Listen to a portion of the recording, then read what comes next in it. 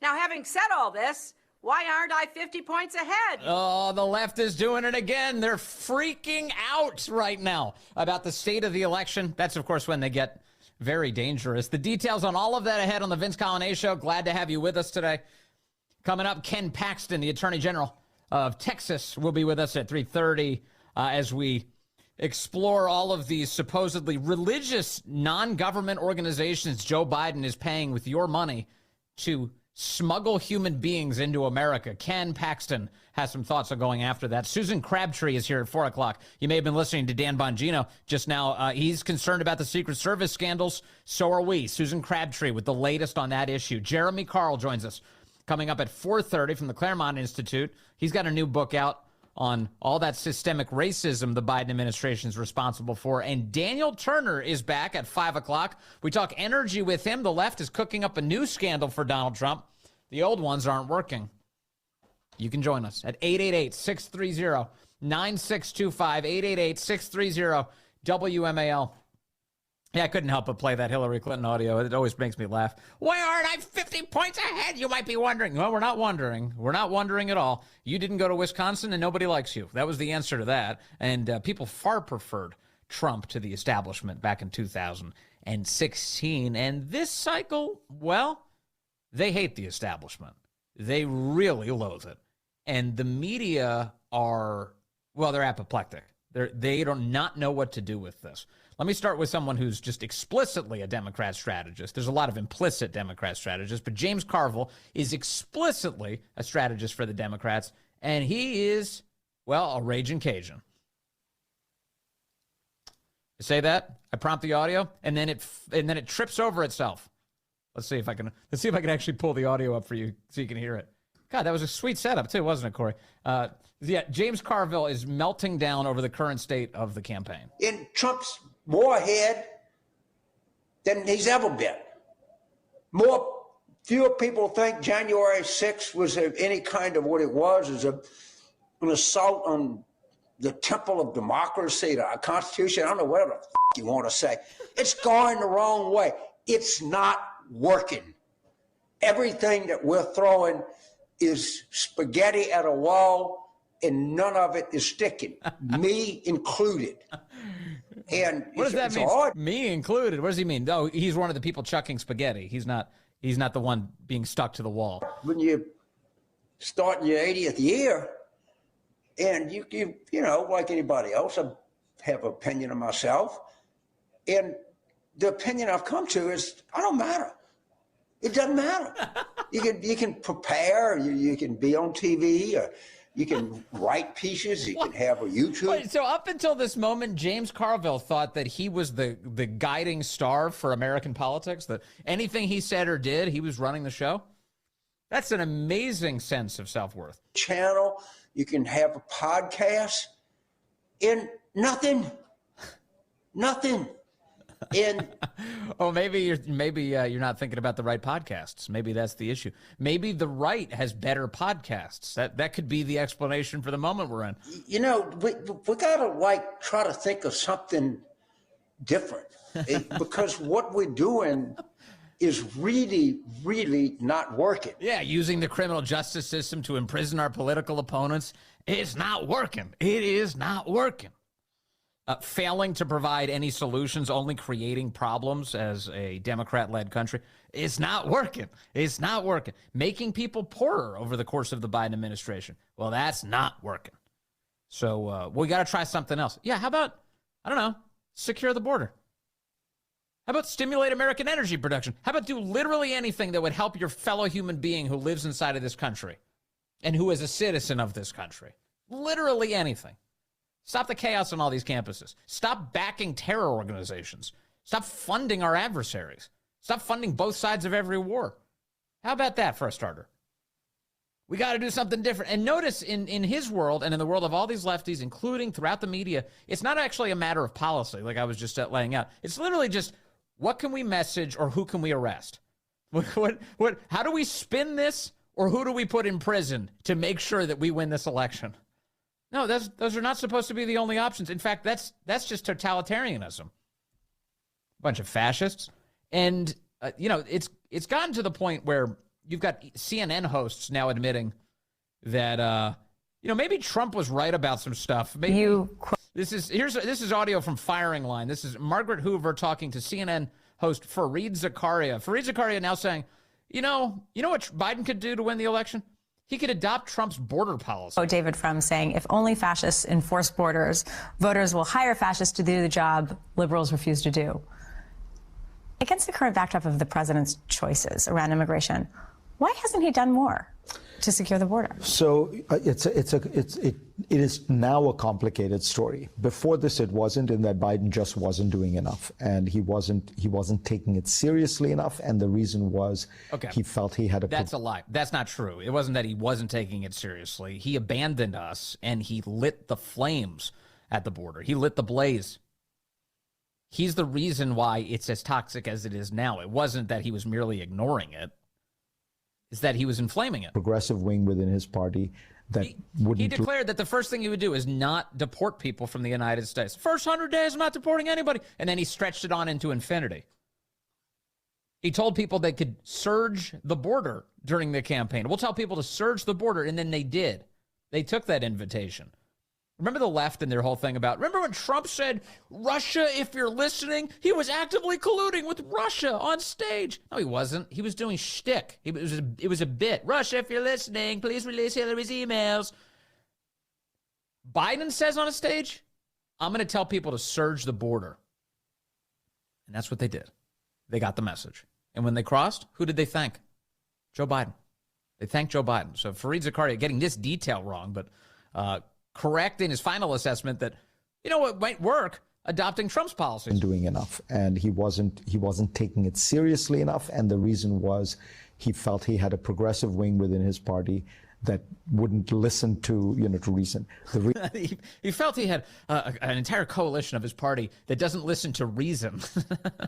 Yeah, it's unfortunately a very big coalition on the left. The reality is that the asylum system is broken. Just so your viewers understand, the big shift that's taken place is in the 1980s, what we think of as illegal immigrants were people coming in furtively through the border, sneaking into the country, running away from law enforcement. That was the model in the 80s and 90s.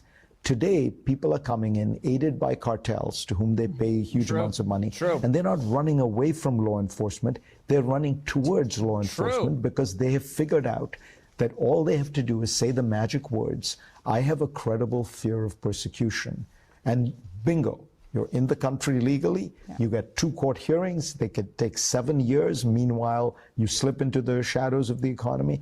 So the whole. And not just you slip into the shadows of the economy. You also set up a family, have an anchor baby who becomes an American citizen, and then essentially you cement yourself to the country to a point that it's irretrievable, or at least that's the thought process. Certainly, while Biden's president of the United States. Now there is at this moment rampant support for mass deportations, and it cuts across all political affiliations. People are saying, wait a second, tens of millions of people, and they're seeing it in their own communities. They're seeing it through the crime. They're seeing it through the displacement. They're seeing it through the filth, the homelessness, the encampments.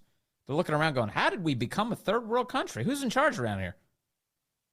And they're negatively judging Biden for this, as they should, and hopefully we have enough time to fix this before Biden screws everything up. And then people want to see the solution, which is, hey, you're not supposed to be here. Get out. In fact, if you don't get out, we'll help you out. That's what deportation is. The system is broken. And Biden needs to confront that and say, we're going to have to reform the whole system. I would wish he'd do something much more extreme, like say the old asylum system is dead. No one is coming in through that process. You have to apply from your home country. Which was a Trump policy. Which was a Trump, and also the Mexico, you have. You can barely acknowledge it, but it is. She's right. She said that was a Trump policy. He goes, it was Trump, and you have to stay in Mexico. To be in Mexico to apply. I think that's all correct. So strategically, you think that if Biden would tack towards Trump policies, he would have actually a better political chance. And it's also the right policy because the old asylum system. Now, let's be honest. If Biden were to fully enforce the border today, I still think he loses the election. If it's a fair election, I still think he loses. I mean, how could he win in this environment? People are still going to be poorer than they were before Biden took office. they're still going to have a huge crime problem in their neighborhoods that the left is only exacerbating. That's not changing. That's not changing. So if Biden were today to be like, you know what I want to do? I want to secure the border. Let's build a wall. That is not going to change his political fortune. But here these two sitting around strategizing. What could Biden do to actually win this thing? Well, what if he secured the border? Is being gamed by millions of people. Now, why, at this point, I say it's complicated because Biden did actually recently make this big compromise where he essentially accepted what the Senate Republicans were asking for. This is a lot. So it was an amnesty package in the United States Senate. It accelerated work permits to foreign nationals who are pouring into our country with these false asylum claims. And gave them the bill that they wanted. And then, of course, Trump comes in and says, don't sign this bill because it's better for me to have chaos on the border. He never said those words in any capacity, and nor to anyone. And there's never been reporting to substantiate such a claim. In fact, the reason Trump was against it was the reason the rest of us were against it. It was an amnesty package. It was ludicrous. Then to solve it. So, I still think what Biden should do is declare an emergency, national security crisis, send the National Guard, shut down the amnesty process and say we're going to redo it. Shut down amnesty. It's quite possible courts will throw out elements of what he does. But this is a place where Biden should learn something from Trump. Much of what Trump did, the Muslim ban, banning TikTok, the shutting down the border, was overturned by courts. But people remembered that he was trying. Strong action. Where he was. Symbolically, it helped him a lot.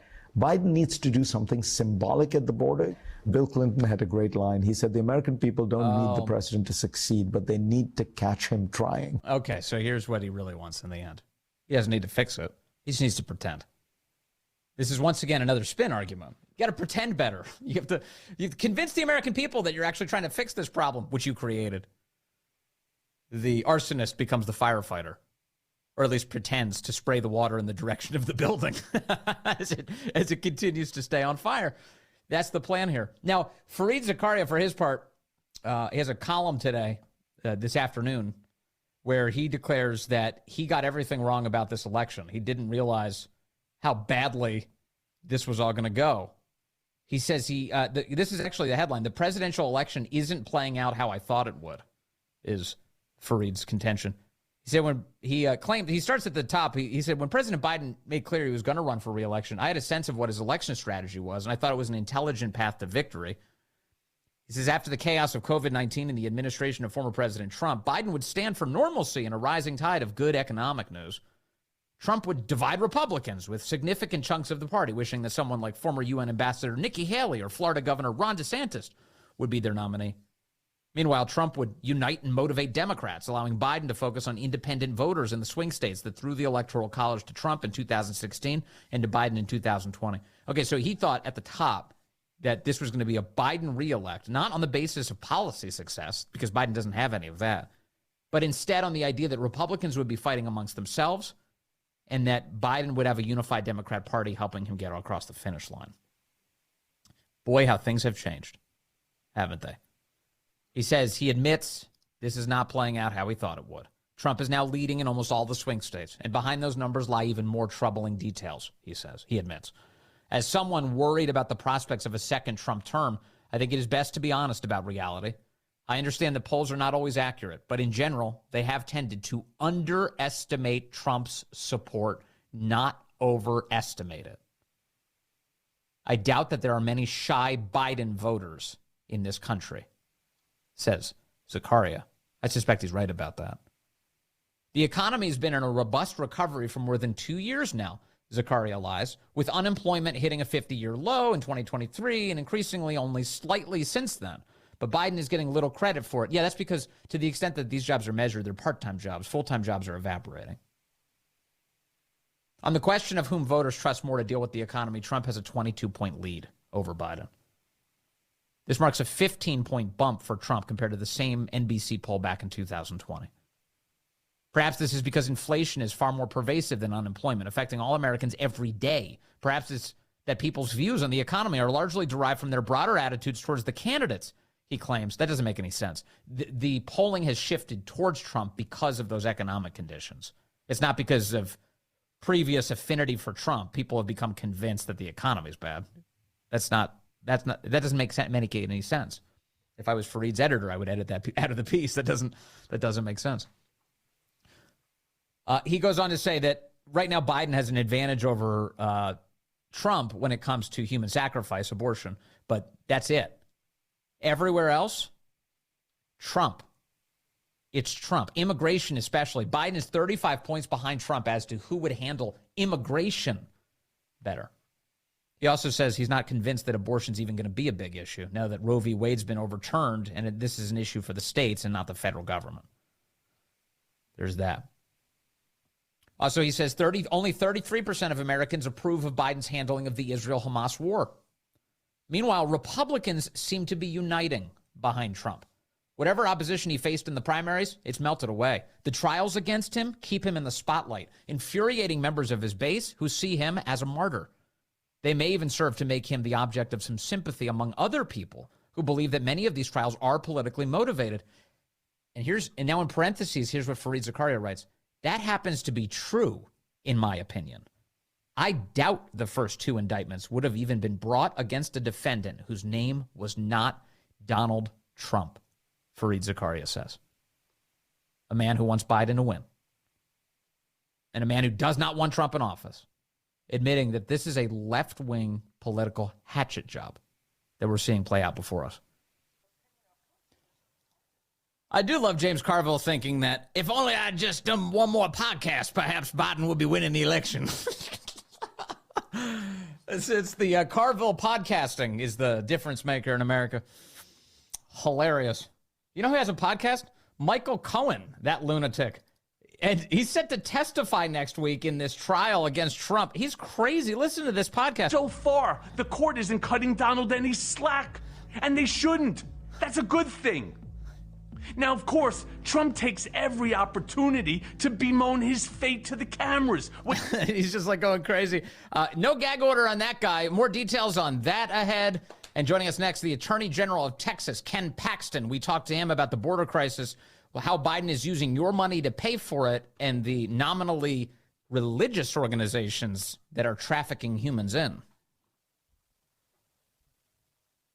Hey, good afternoon to you. It is now 3:35 here on News Talk 105.9 WMAL, where we are making sense of the news. Coming up on the program, Susan Crabtree talks to us about the many blossoming Secret Service scandals that are now exploding into public view. That's at 4 o'clock. At 4:30, we talked to Jeremy Carl about systemic racism in the Biden administration and how they're responsible for so much of it. And then Daniel Turner joins us at 5 o'clock. We talk energy with him as the left is cooking up a new scandal involving Donald Trump and the energy industry. Kind of fascinating stuff. You can join us at 888-630-9625, 888-630-WMAL. Yeah, that's the other piece of what I was talking about just a moment ago, which is like the left is really fearful that that Joe Biden just does not have a course forward here. And so as a result, they are baking up a variety of scandals right now to try and stick Trump with. See if this one works. See if that one works. And some examples of that include that Rolling Stone had a report this week that Trump is planning to send kill teams to Mexico to take out cartel leaders. And my reaction to that headline was, stop. I'm already voting for him. You don't need to convince me. That's like, what? Yeah, Rolling Stone is they're very nervous about this. Trump is planning to send kill teams to Mexico to take out cartel leaders. I should remind you, of course, that the cartels are responsible for the deaths of well over 100,000 Americans a year now due to the drugs that they are cooking up as a result of all of China's help and sending into the United States to kill Americans. If he wins a second term in November, Donald Trump wants to covertly deploy American assassination squads into Mexico soon after he's sworn into office again, according to 3 people who've discussed the matter with the former U.S. president. What was once a fringe notion that senior Trump administration officials quickly moved to shut down has now become a mainstream Republican policy proposal, including among influential Republican lawmakers on Capitol Hill and conservative think tanks. In other words, lots of Republicans are following Trump's lead here and say, yeah, we should take out the cartels who are killing Americans. If there's anything that's within the confines of America first, the kind of thing that is deserving a priority for American military action, it's direct threats to the American people, obviously. So Rolling Stone engaged in a bit of a panic about that issue. The other piece that caught my attention this week is the one I want to talk about with Daniel Turner coming up at 5 o'clock. And it's the fact that Donald Trump, President Trump, had a meeting with the country's top oil executives recently, last month, they say. And during that meeting, told them, stop spending hundreds of millions of dollars lobbying the Biden administration. They hate you. Instead, why don't you just give money to my campaign? The regulatory environment's going to be great for you. The Washington Post is making this out to be some sort of behind closed doors quid pro quo, when in fact it's an obviously good thing for America. So if the energy industry can get in there and help Trump win, be a big deal. It's going to help that industry, and more importantly, it's going to help Americans everywhere. All right, we'll get back to some of these issues coming up in a moment. But first, I want to bring in the Attorney General of Texas now. Ken Paxton joins us on the phone. Sir, good to have you back with us. Thank you. Always good to be back. Thanks, Vince. I appreciate it. There's you're dealing with the border crisis right there in a border state, Texas, and have been quite visibly for some time. One of the latest ways that you personally are trying to confront it is the role that these tax-exempt NGOs, non-governmental organizations, are playing. They're taking so much federal taxpayer money, and then they're trafficking human beings into our country. What can you tell me about what's happening right now in your state and elsewhere? Yeah, so we became aware, or at least we thought we became aware of these NGOs doing exactly what you just said. And so under the Texas Business Organizations Code, we have the authority to regulate nonprofits. We need to make sure that they're operating under the law, and two, to make sure they're not committing some type of fraud. And so that's when we step into looking at charitable organizations and nonprofits. And so we sent what are called just basically almost like interrogatories, questions about their actions.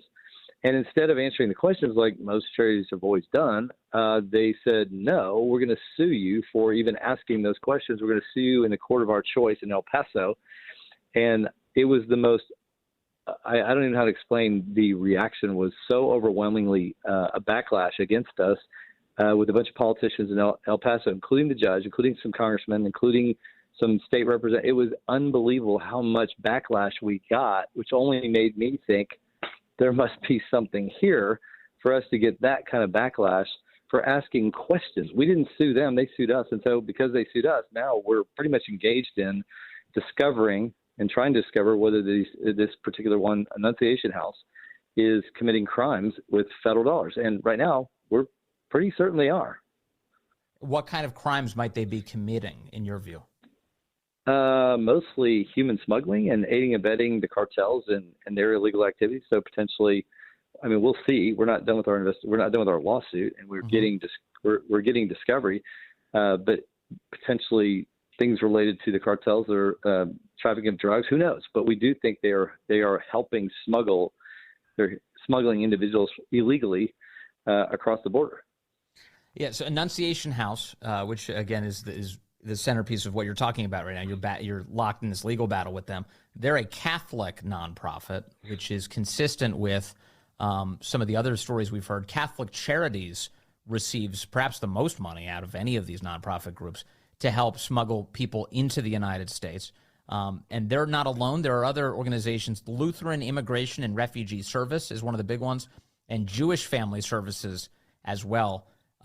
Sir, when I hear the names of these organizations and recognize that historically their mission has been to serve people here in the United States, but they're religious organizations, I do wonder, whatever happened to the left's position that we're supposed to have a separation of church and state? The left has straight up hired religious organizations to advance their agenda.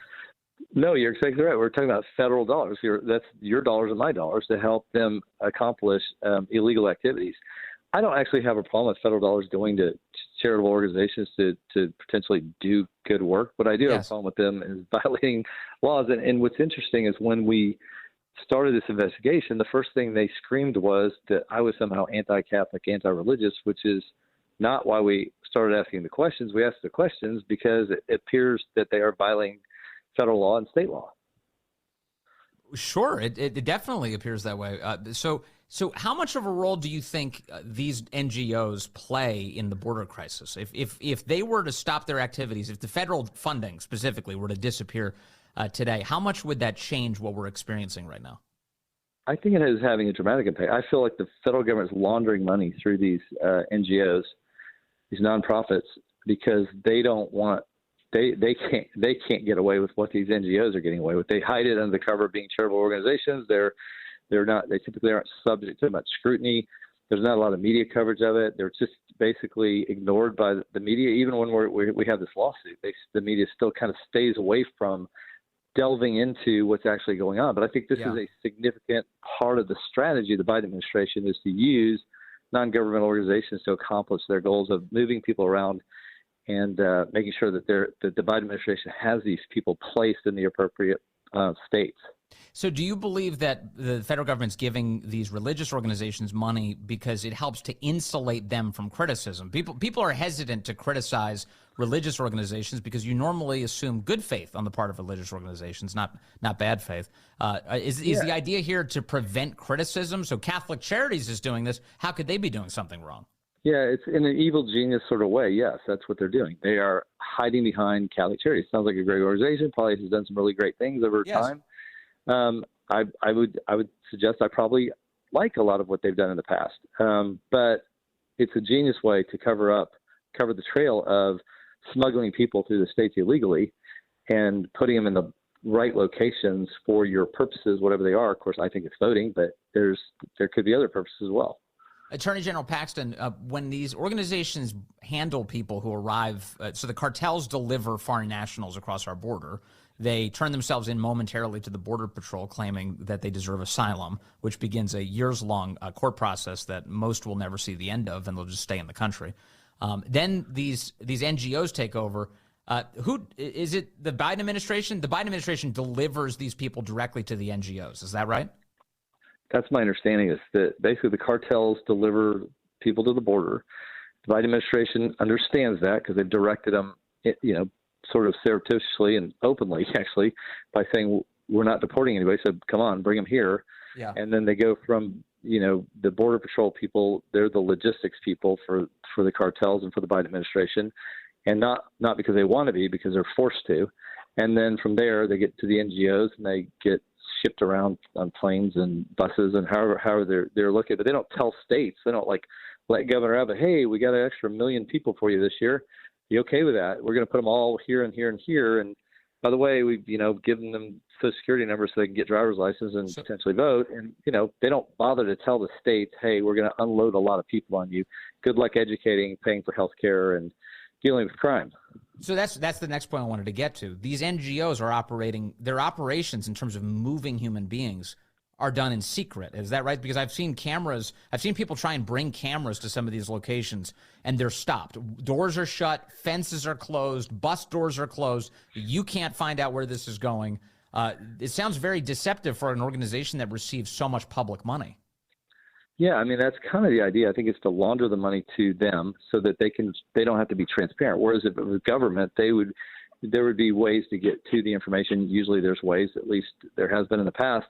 And with charitable organizations, it's much more difficult to force them unless a state like us steps in, because there's really no other way to get to that information. And so it's a very deceptive, non-transparent way for the Biden administration to funnel funds and funnel people through that organization. So do you see this as kind of tantamount to what the Biden administration has been doing with the big tech companies? So the government basically abuses the American people, but they use outside organizations to do it, to insulate themselves from criticism and scrutiny. Yeah, so the Biden administration, they have First Amendment. They can't violate people's First Amendments as a governmental organization. So what they do is they have these tech companies do it through corporations, which don't have the same First Amendment restrictions, but effectively it's a cooperation agreement between the Biden administration, or a direction from the Biden administration to, in effect, violate First Amendment rights by using corporations that are sympathetic to the Biden administration cause or causes. Okay. And then finally, and thank you for your time, Attorney General Paxton. Yeah, glad to do it. As you take a look at these guys, these NGOs who are smuggling human beings into our country, if you're a tax-exempt nonprofit and you are aiding and abetting violations of law at any level, state, local, federal, Can you lose your tax-exempt status for doing that? Well, presumably you could. That's a federal decision. I'm not confident that the IRS would do that. That falls under the IRS. We, however, can take away your nonprofit status in Texas and take away your ability to do business in Texas, which then means you no longer qualify for federal tax-exempt status. You don't even have an entity that exists anymore, according to the state of Texas. So presumably then you'd have to move to a state that wouldn't stop you from doing that. And I'm not sure that the Biden administration cares about, they're probably still going to protect them, even though they're not really a tax-exempt qualified entity. Right. So right now, the only organization that you're locked in a legal battle with, as I understand it, is Annunciation House. Are you treating the other organizations the same way? Yeah. So when we get information that concerns us, then we start investigating. So there's no doubt that this may lead us to other places. We have so many resources available to us. We're not unlimited like that seems like the federal government is, because we don't print money. We actually have to allocate money that is real. And so this is one of our cases. I would not be surprised if this teaches us that there are other organizations doing similar things. It seems pretty clear from where we're sitting, all the way in Washington, D.C. Attorney General Ken Paxton, thank you very much of Texas. Really appreciate your time as always, sir. Yeah, have a great day. You too. It's just amazing what's happening on the border, and this has been going on for so long, and I keep repeating this because I really do think it's resonant, especially for like the lefties. This idea that they would spend years telling you, oh, we have to maintain a strict separation of church and state, and it's all loaded. It's just nonsense. They just make it up as they go along. It's all a power situation. They resent the churches when the churches are telling people that God exists, that their families matter, and that they should be in church. That's when they hate the churches. Praying at school, they hate that. But the second they think they can exploit religious organizations in order to advance their agenda and their power and perhaps their voting strategies, their electoral strategies, their efforts to import foreign nationals by the millions, they will print money to give to those religious organizations. And that's what they're doing as we speak. As we speak. It's only made all of this so much worse. Over at News Nation, our friend, border reporter Allie Bradley was chatting with a border agent anonymously, blacked out face, voice change, who's talking about the people who are coming across our border, they don't mean us very well. Do you think there are people that are coming over that have the intent to do our neighbors, our friends, our family members harm? Absolutely. These huge give-up groups that we're getting. Oh, I know who that is. I can tell immediately. I know exactly. I'm just kidding. I don't know who that is. But absolutely is the assessment. Huge give-up groups that we're getting. The media is only reporting what they can report on, right? Which is, statistically speaking, a small percentage of the actual bad guys that we're catching. Who's getting through? The really good ones, we will never catch. You don't. So if that's so difficult to understand, it sounds like he's saying what's happening is we're only catching a small percentage of the bad guys. The ones who are really good, well, of course, they're getting through. You can't pay attention to the matches that are walking through the border when all you can see is the little bonfire. Our border is by no means secure. You can't catch the matches walking across the border when all you can see is the bonfire.